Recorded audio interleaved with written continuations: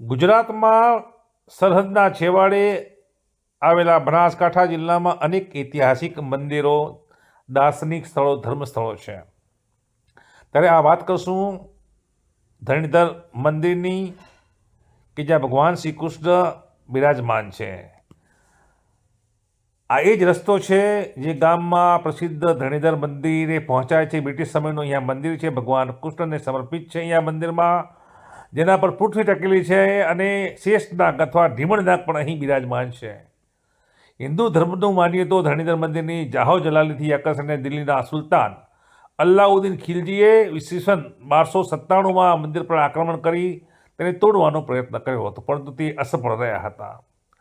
અહીં અનેક મંદિરો આવેલા છે. વિશ્વકર્મા મંદિર છે, પીપાજીનું મંદિર છે, ભક્તસેનજીનું મંદિર છે, ગાયત્રી મંદિર છે, વિષ્ણુ મંદિર છે, આશાપુરી માતાનું મંદિર જેવા અનેક મંદિર અહીં આજુબાજુ આવેલા છે. ત્યારે આજે વાત કરવી છે આ મંદિરો અને આ મંદિરો સાથે સંકળાયેલા ઇતિહાસની અને મંદિરને જોડતા રોડની. ખાસ કરીને આ જે રોડ જોઈ રહ્યા છો તસવીરોમાં, ડિસ્કો રોડ છે.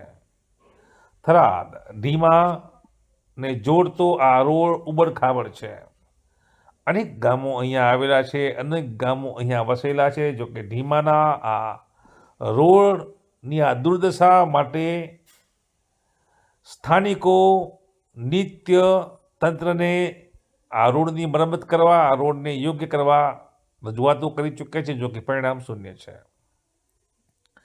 ઢીમા ખાતે દર પૂનમે યાત્રિક મેળો ભરાય છે. પૂનમિયા મેળામાં ભારે ઘસારો વાહન ચાલકોનો હોય છે. જો કે ઉબડખાબડ રસ્તાથી અનેક વાર અહીંયા અકસ્માત સર્જાય છે, નિર્દોષો જીવ ગુમાવ્યા છે. થરાદથી ઢીમા રોડ એ ઉચપા, ચુવા, ઇટાળા સહિત અનેક ગામોને જોડતો હોય આ રોડને તાત્કાલિક રિપેર કરવાની માંગ ઉઠવા પામી છે. નમસ્કાર.